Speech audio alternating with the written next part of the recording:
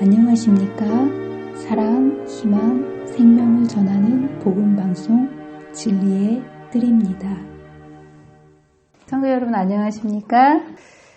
예수 사랑하심은 가서만 보아도 얼마나 힘이 되는지 모르겠습니다. 우리들은 약하다 예수 권세 많도다. 세상 끝날 때까지 나와 동행하시고 천국까지 인도해 주신다는 이 하나님의 귀한 약속을 오늘 말씀을 통하여 굳게 붙잡는 저와 여러분이 되시기를 간절히 바랍니다.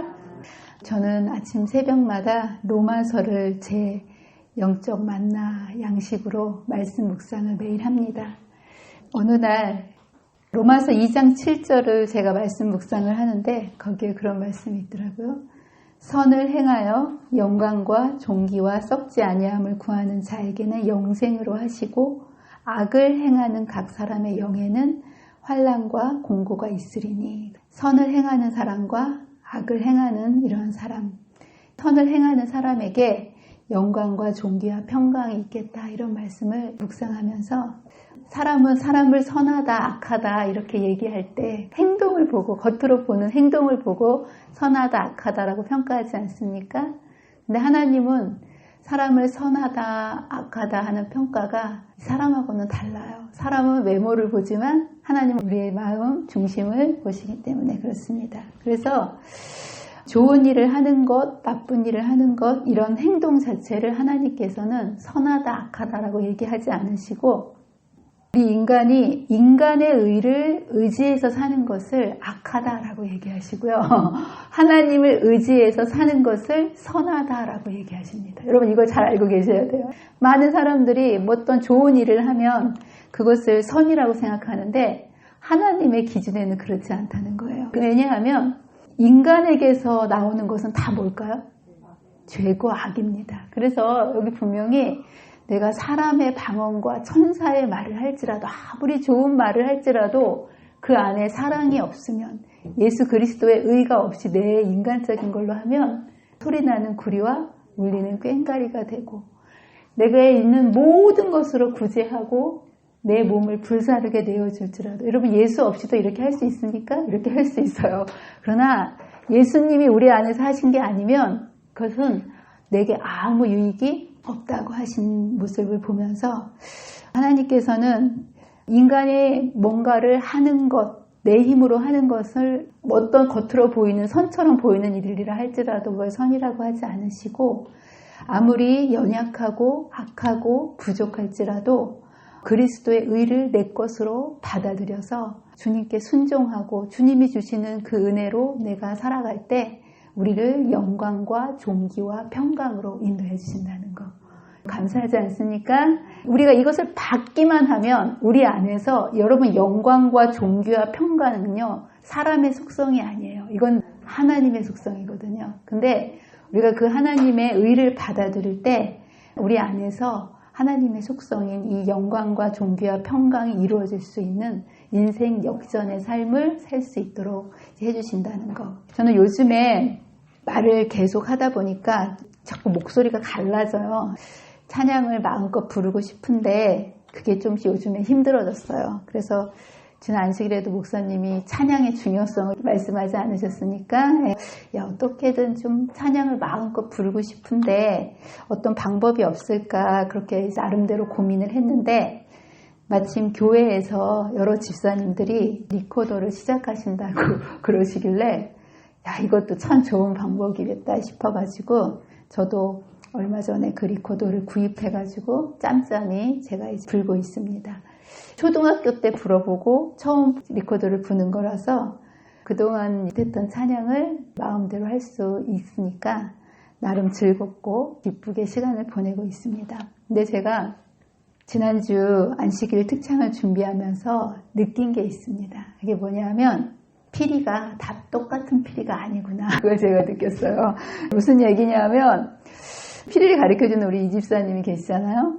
그 집사님 피리랑 제 피리랑 모양도 같고 크기도 같고 색깔도 같고 메이커도 같고 똑같은 피리예요. 근데 누가 부느냐에 따라서 소리가 다르더라고요. 저는 다 똑같은 피리인 줄 알고 몰랐었는데 같이 이걸 맞춰보려고, 특창을 해야 되니까 맞춰보려고 같이 불어보니까 소리가 전혀 다른 소리가 나는 거예요. 음색이 다른 거예요. 악기 자체의 품질도 참 중요하지만 악기보다 더 중요한 것이 누가 연주하느냐, 연주자가 정말 중요하구나. 제가 다시 한번 뼈저리게 느꼈습니다. 그런 얘기가 생각나더라고요. 추운 겨울날 런던 브릿지 다리 위에서 한 노인이 바이올린을 연주하고 있었대요. 거린이죠. 돈을 받기 위해서 추우니까 한 푼이라도 받으려고 이제 모자를 놓고 막 연주를 하는데 아무도 그 소리를 기울이지 않고, 바이올린이 잘 키면 바이올린이지만 잘 못 키면 뭐라고 부르는지 아십니까? 깽깽이에요. 왜냐하면 깽깽이 소리가 나니까. 노인분이 잘 키지도 못하는, 음도 안 맞는 그 바이올린을 막 이렇게 키고 있었는데 어떤 사람이 지나가다가 그 노인한테서 그 바이올린을 건너봤더니 갑자기 아름다운 선율이, 전혀 다른 선율이 그 강가를 이제 울려 퍼지기 시작한 거예요. 그러자 아무도 눈길을 주지 않았던 그 행인들이 다 멈추고 몰려드는 거예요. 그래서 갑자기 그 노인이 음악을 할 때는 아무도 돈을 주지 않았었는데 그 음악을 듣고 사람들이 막 그 돈을 넣기 시작해서 모자에 돈이 넘치기 시작했어요. 어떤 사람이 그 사람을 보더니 소리를 쳤어요. 뭐라고 소리를 쳤냐면, 저 사람은 파가니니다. 여러분 파가니니가 누군지 모르시죠? 누구냐 하면 그 당시에 이탈리아가 낳은 전설적인 바이올리니스트인데요. 이 사람이 바이올린을 키면 아무도 흉내낼 수 없는 소리를 낸다는 그런 사람이었어요. 근데 이 사람이 그 늙은 할아버지 대신에 똑같은 악기를 건너받아가지고 키웠을 때 정말 똑같은 악기지만 연주하는 사람이 달라졌을 때 전혀 다른 소리로 아마 그날 그 할아버지 팔자를 고치셨을 거예요. 싸구려 바이올린이라 할지라도 명연주자의 손에 들리게 되자 전혀 다른 소리를 내면서 악기의 가치가 달라지는 거 아니겠습니까? 여러분, 우리의 인생도 마찬가지예요. 누가 내 인생을 연주하느냐, 그거에 따라서 우리들의 인생의 가치가 달라지는 거예요. 하나님께서 인간을 만드시고 그 코에 생기를 불어넣으셨다는 표현은 뭐냐면, 창조하실 때 하나님께서 우리를 그냥 흙으로 만드시고 끝나신 게 아니라 흙으로 만드신 이후에 코에 생기를 불어넣으셨다, 그 표현이 말씀을 우리 안에 넣어주심으로 말씀의 형태로 우리와 함께 계셨다라는 거예요.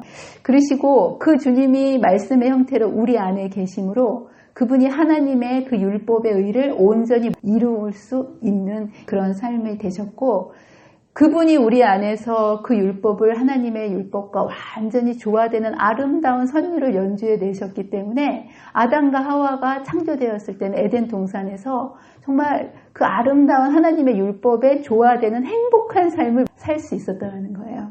근데 이제 죄를 졌다는 얘기는 인간이 하나님을 거부하고 누가 내 인생의 주인이 되겠다고 한 거예요? 내 스스로.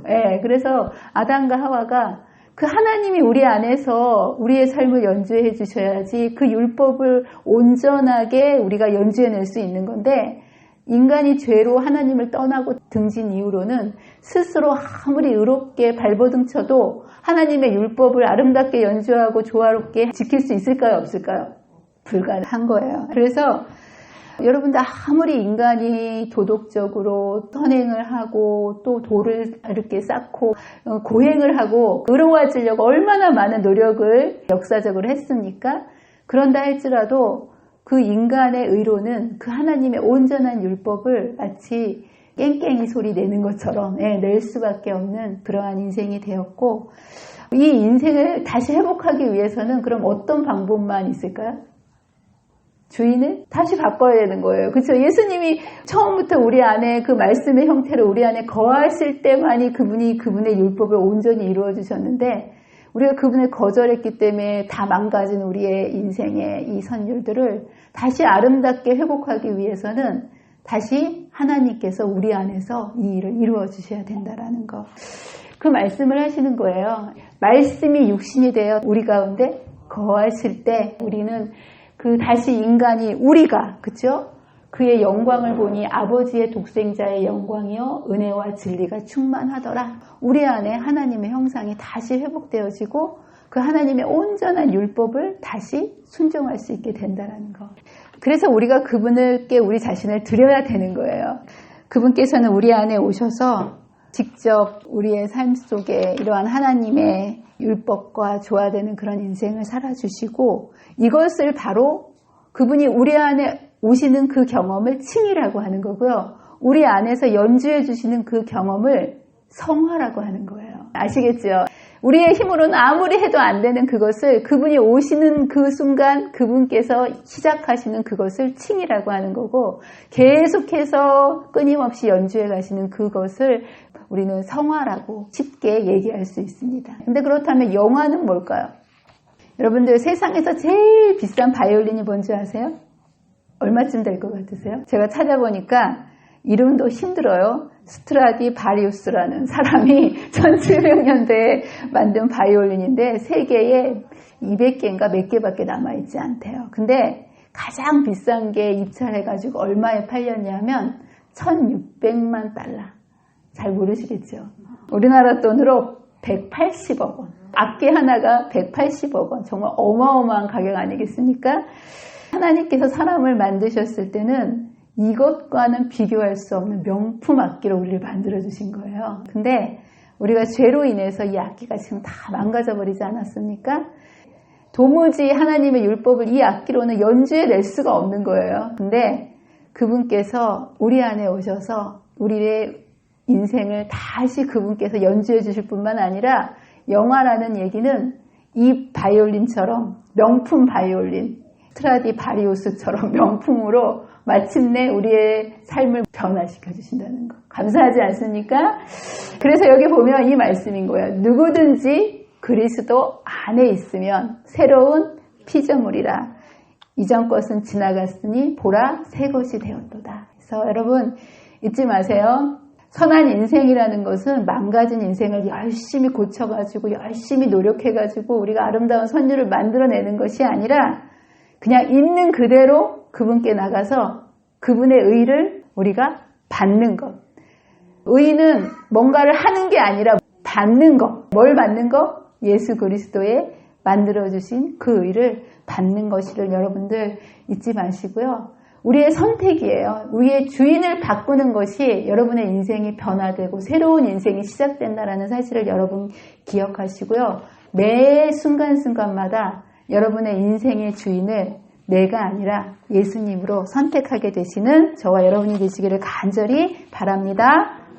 자, 이제 오늘은 드디어 두 번째, 믿음으로 말미암아 의롭게 되는 두 번째 단계. 첫 번째 단계는 뭐였죠? 칭의. 죄인을 의롭다 칭해 주시는 그 의. 그걸 이제 입혀 주시는 의라고 얘기하고요. 오늘은 나눠 주시는 의인 성화에 대해서 공부를 해 보도록 하겠습니다. 여러분, 제가 질문을 하나 할게요. 하나님께서 우리에게 영원한 생명을 주시지 않습니까? 영원한 생명을 우리에게 주시는데, 아담 하와가 창조할 때 하나님께 영생을 받았던 그 방법과 지금 하나님께서 우리에게 영생을 주시는 방법이 같을까요? 다를까요? 조건이 달라졌을까요? 똑같을까요? 똑같아요. 그래서 여러분들, 아담과 하와가 범죄하기 전에 하나님께서 주시는 그 영생을 주시는 방법은 율법을 온전히 순종할 때, 그것을 완전한 의를 소유한 자가 그 의를 순종할 때 그에게 영원한 생명을 주시는 거예요. 그래서 여러분들, 영생은요, 다른 방법으로 줄 수가 없어요. 여러분들, 하나님의 율법을 온전히 지키지 못하는 죄인이 영원토록 살면 어떻게 될까요? 좋을까요? 나쁠까요? 여러분, 큰일 납니다. 근데 이런 모습으로 이 질병과 사고와 고통과 아픔이 있는 이 모습으로 나 100년쯤 살고 싶다 이런 분 계세요? 아시겠지만 이 생로병사, 이게 죄 때문에 이렇게 된 거고요. 오래오래 이 땅에 살수록 이건 축복이 아니고 저주예요. 네, 그래서 우리는 아담과 하와에게 온전한 율법, 여러분 하나님께서 주신 그 율법을 온전히 지켜야 그게 정말 행복한 삶이 되는 거고 의로운 에덴 동산 아니겠습니까? 근데 우리는 이 죄로 인해 가지고 우리의 힘으로는 하나님의 율법을 지킬 수가 없게 된 거예요. 그래서 우리의 의로는 도무지 그것을 지킬 수 없기 때문에 예수님께서 이 땅에 오셔서 우리에게 그것을 지킬 수 있는 그 의를 말구에서 십자가까지 살으시면서 하나님의 의를 우리에게 받을 수 있는 의로 만들어주셨고, 이제 그것을 이제 그리스도께서는 우리의 죄를 대신 지시고 그분의 의를 우리에게 주신다는 제안을 하신다. 이 거래가 우리 자신을 그분께 드리고 그분의 의를 받으면 그주로 받아들일 수 있다. 그러면 지나간 우리의 삶이 아무리 죄로 얼룩졌더라도 우리는 그분 덕분에, 우리는 죄인이지만 그분 덕분에 의롭다고 간주된다는 거예요. 원래는 의롭지 않은데 그분 덕분에 우리는 의롭다라고, 의인이다. 그래서 그리스도의 품성이 누구의 품성이 되는 거예요? 바꿨으니까 하나님께서는 우리를 마치 죄를 전혀 지지 않은 것처럼 받아들여 주신다. 이게 뭐라는 거예요? 칭의라는 거예요. 칭해 주시고 바꿔서 전혀 아닌 것처럼 받아들여 주신다. 이제 이것이 칭의를 얘기하는 거고요. 여기서 그냥 의롭지 않은데 그냥 의롭다라고만 칭해 주시면 안 되겠죠. 이렇게 의롭다고만 칭해 주시는 게 아니라 그 다음 단계가 뭐냐면 더욱이 그리스도께서 우리의 마음을 변화시켜 주신다는 거예요. 이 단계가 그 다음에 이제 성한 거예요. 그냥 의롭지 않은 죄인을 의롭다라고 시켜주시고 끝난 게 아니라 진짜 의로운 사람으로 마음을 변화시켜 주시는 그 과정을 성화라고 얘기합니다. 그래서 우리는 우리 속에서 역사하시는 그리스도와 함께 마치 그분께서 행하시듯 행하게 되고 그분의 선한 일을 하게 될 것이다. 우리의 생애는 순종 곧 의가 이루는 일을 나타낼 것이다.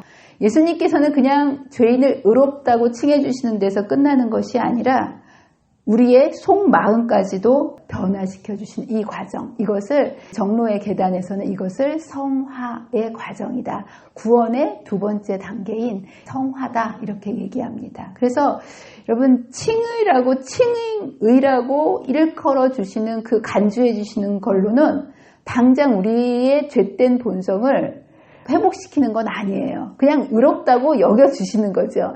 그래서 여전히 우리가 물로 침례를 받아도 여전히 죄인일까요? 내일 우리 이제 친구들이 내일 침례를 받는데 이 애들이 과연 내일 침례를 받고 딱 나오면 전혀 다른 애로 밖에 있을까요?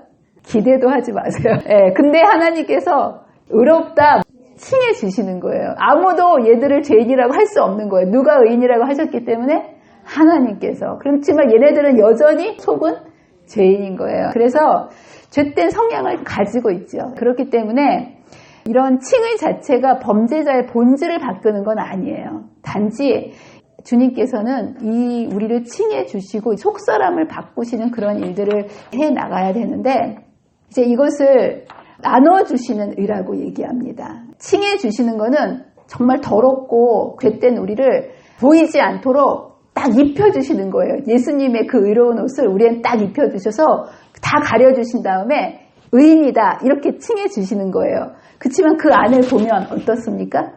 죄인이지요. 그렇기 때문에 우리의 안도 깨끗게 해주시기 위해서 뭐가 필요하냐면 나눠주시는 의가 필요한데요. 이제 이 단계. 그래서 여러분들 점점 의를 나눠주시는데 여러분 생각에 그렇다면 이 나눠주시는 의를 우리가 받게 되면 우리가 10%, 20%, 30%, 90% 이렇게 점점 의로워지는 걸까요?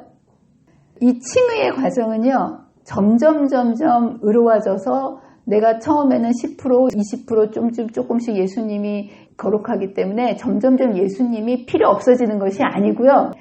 점점 주님을 더 많이 닮아가고 의지하게 된다는 뜻이에요. 내가 내 인생 사는 동안 전에는 10%밖에 의지를 안 했는데 성화되고 점점 주님 안에서 자라난다는 얘기는 더 많이, 더 확실히 가면 갈수록 나를 의지하지 않고 예수님을 의지하게 되므로 예수님 안에 있을 때는 100% 의인이 되는 거고, 아무리 100% 주님 안에 있다 할지라도 예수님을 놓치게 되면 또 100% 죄인이 되는 거라는 거예요. 점점점 의로워지는 게 아니라 주님 안에 있을 때는 100% 의인이고, 그래서 점점점 많이 의지하면 할수록 우리 안에 주님의 그 모습들이 더 이루어지는 그것을 성화라고 얘기합니다. 마치 여러분 노숙자들 아시죠? 네, 노숙자들 분들 데려다가 겉에 옷만 깨끗하고 좋은 옷 딱 입혀놓으면 이 사람이 신사가 됩니까?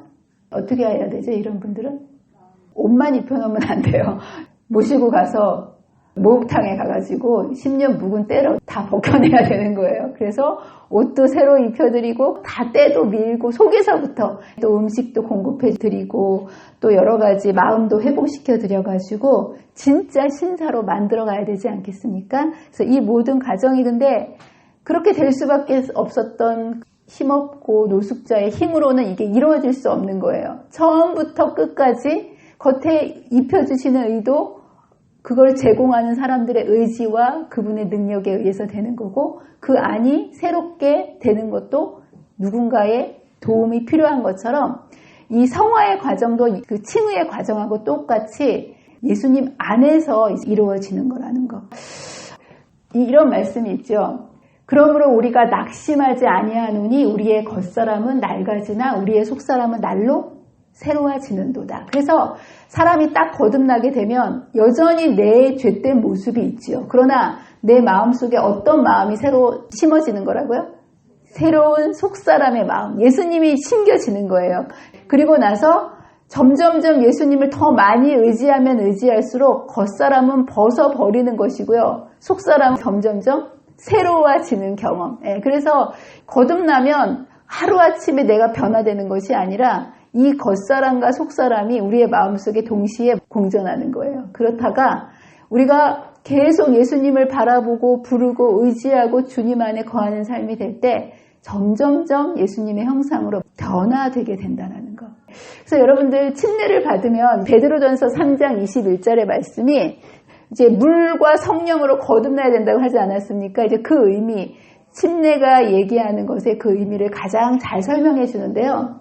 여기 보면 물은 예수 그리스도의 부활하심으로 말미암아 이제 너희를 구원하는 편이 곧 침례라 라고 얘기하면서 육체의 더러운 것을 제거하여 버림이 아니라, 겉사람이 다 제거해버리는 게 아니라는 거예요. 영적 생명의 단지 시작이라는 거예요. 아시겠죠? 침례는 영적 새로운 삶의 시작이다. 그러면서 여기 분명히 이것을 한꺼번에 영적으로 새로운 사람이 되는 것이 아니라 오직 선한 양심이 하나님을 향하여 찾아가는 것이라. 이게 계속 자라나는 것이, 아기도 딱 태어나고 그때부터 육적 생명이 시작되지 않습니까? 그런 거와 마찬가지로 물과 성령으로 거듭났을 때 선한 양심을 향해서 하나님의 자녀로 이제 새롭게 태어났으니까 그 시로부터 계속해서 자라나는 시작이 되는 것, 이렇게 이야기합니다. 그래서 분명히 성화는 한순간, 한시간, 하루의 일이 아니라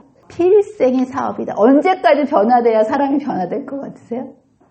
여러분 생각에? 여기 보면 이것은 고양된 행복감으로 얻어지는 것이 아니라 끊임없이 죄에 대해서 죽고 그리스도를 위하여 사는 일의 결과이다. 여러분, 이 땅에 사는 동안 이 성화는 계속될까요? 어느 순간 난 다 완벽하게 성화되고 끝날까요? 여기 보면 우리가 예수님 오시는 그날까지 사단이 통치하는 이 세상에 살지 않습니까? 이 세상에 사단이 통치하는 한 우리에게는 복종시켜야 할 자아가 있고 극복해야 할 얽매이게 하는 죄악이 있을 것이다. 그러므로 생명이 계속하는 한 멈추는 데가 없을 것이며 우리가 도달해서 내가 완전히 이루었다고 말할 수 있는 지점이 없을 것이다. 성화란 필생의 순종의 결과이다. 그래서 여러분들이 매 순간 이렇게 내 자아의 뜻대로 살 것인가, 내 안에 주시는 하나님의 말씀과 주님을 선택하느냐, 이거에 따라서 매 순간 우리의 삶의 성화의 과정이 이루어집니다. 여러분들, 이 세상에 나는 정말 완전을 이뤘다 한다면 그 사람은 정말 완전을 이룬 걸까요? 아니라는 거예요. 우리의 품성의 변화가 표준이 누구이실까요? 예수 그리스도의 의까지 자라나야 되는데, 여러분 예수 그리스도의 의까지 자라나려면 얼마큼 자라나면 될 것 같으세요? 예수님의 의는 어느 정도일까요? 무한대예요. 여러분 창조 때 아담이 완벽하게 창조되지 않았습니까? 그럼 아담은 더 이상 그의 품성이 자라나고 성숙하고 이럴 필요가 없었을까요? 아니에요. 에덴 동산에서도 안식일을 통해서 끊임없이 주님과 교제하게 하신 것은 아담과 하와로 하여금 하나님의 정말 무궁무진한 그분의 품성에 도달할 수 있도록 안식일 제도를 주신 거 아니겠습니까? 우리가 여러분들 이 땅에서 이 죄를 이기고 하늘에 가면 우리의 성화는 끝날까요? 하늘에서도 계속 자라나는 거예요. 왜냐하면 하나님의 품성이 무한되기 때문에. 그리스도께서는 우리가 따라야 하는 완전하고 거룩한 우리의 모범자이시다. 그러나 우리는 결코 그분하고 똑같아질 수는 없어요. 그러나 우리는 그분을 바라봄으로 날마다 그분을 닮아가는 거라는 거예요. 그러다가 닮아가다가 죽으면 어떻게 될까요? 구원 받는 거예요. 예수님하고 똑같아지지 않아도 십자가의 강도가 그 예수님의 생명을 그 씨앗을 받았기 때문에 언제 죽어도 구원이 있는 것처럼 우리가 자라는 과정에 이렇게 있다가 사과가 이렇게 꽃이 피고 그 다음에 조그맣게 자라나다가 덜 익었다 할지라도 예수님 오시는 그날 재림의 날에 그때 변화가 하셔서 영화를 이제 겪게 되는 거고요. 우리는 끊임없이 자라남으로 인해서 예수님의 그리스도의 의에 이르기까지 이제 자라나게 해주신다라는 거. 근데 여러분들 그렇다면 우리가 어떻게 성화될 수 있을까요?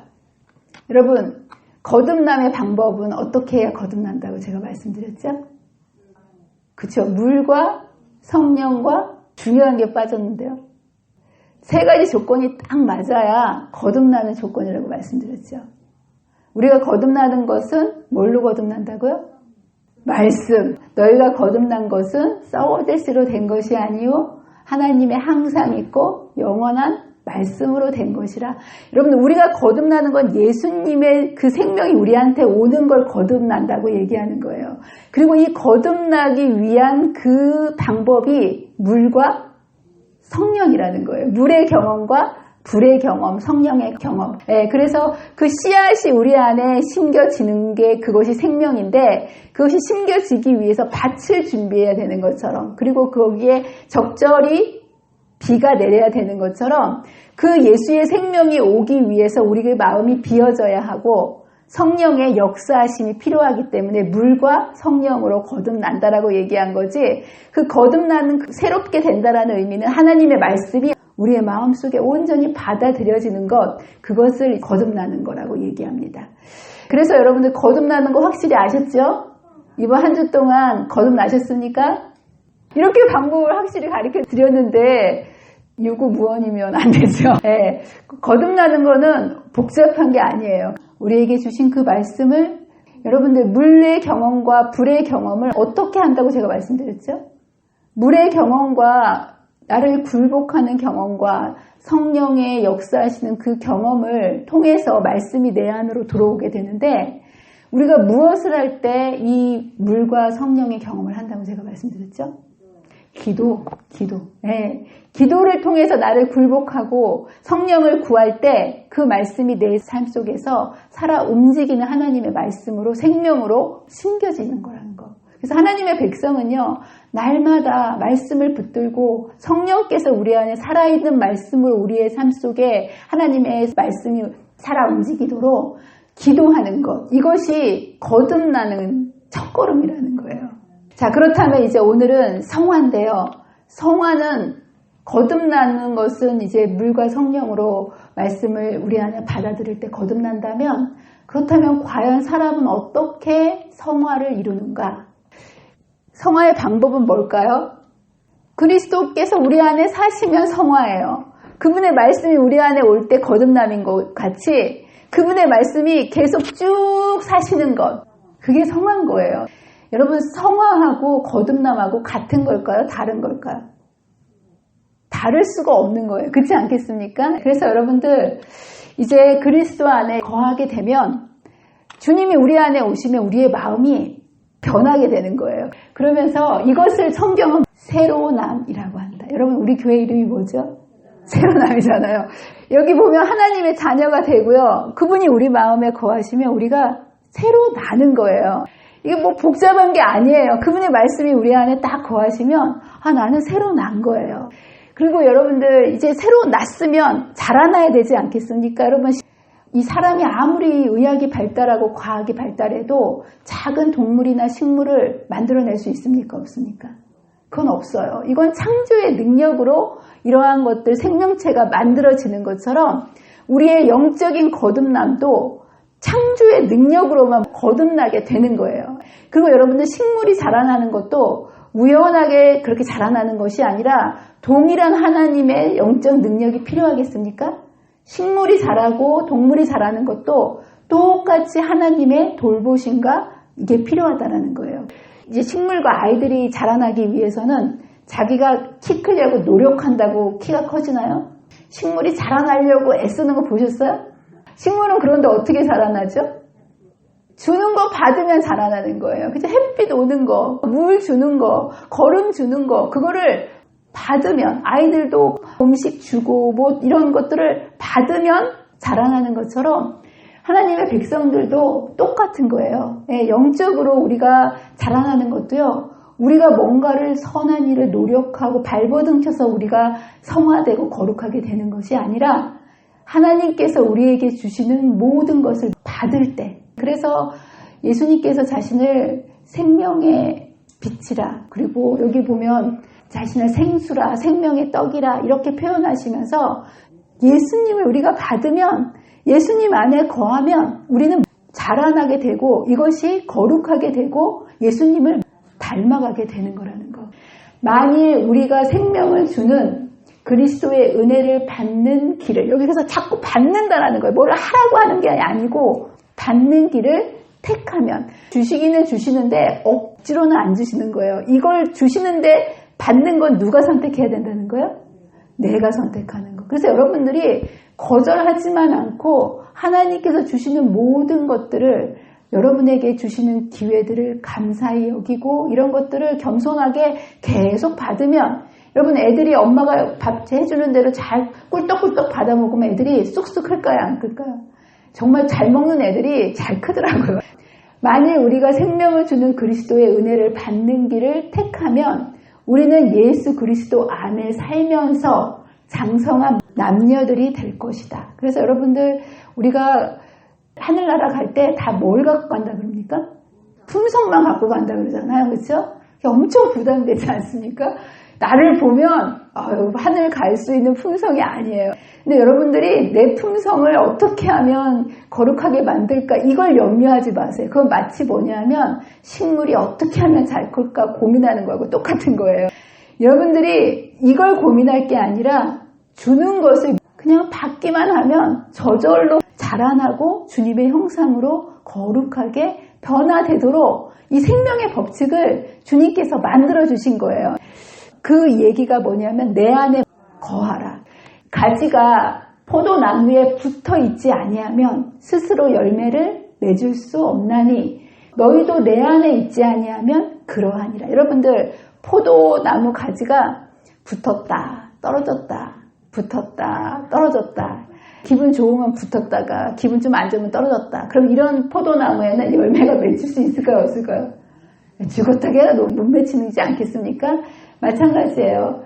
나는 포도나무고 너희는 가지니까 내가 끊임없이 내 걸 주기 위해서는 붙어 있어야 받지 않겠습니까? 그래서 그가 내 안에, 내가 그 안에 거하면 저절로 사람은 열매를 많이 맺나니 나를 떠나서는 너희가 아무것도 할 수 없다. 성장을 위해서 가지가 포도나무에 의존하는 것처럼 거룩한 삶을 살기 위해서도 우리는 예수님께 의지해야 된다. 그분과 멀어지면 우리에게는 생명이 없다. 그분을 떠나면 우리는 죄에 대항하여 싸울 힘도 갖지 못하고 은혜와 거룩함으로 자랄 수도 없게 된다. 그러나 그분 안에 거하면 우리는 성장하고 열매를 맺게 될 것이다. 야, 여러분들 정말 하나님을 떠나면요, 사람 인생이 정말 정말 아무것도 아니고요. 비참하게 떨어집니다. 그러나 주님 안에 거할 때 주님은 우리의 삶을 아무리 처절한 삶이라 할지라도 우리의 삶을 다시 시냇가에 심은 나무처럼 회복시켜 주신다는 거. 여러분 믿으십니까? 주님 안에 거하게 되시기를 간절히 바랍니다. 이 성화와 칭의는요. 다른 게 아니고요. 같은 거예요. 똑같은 과정이고요.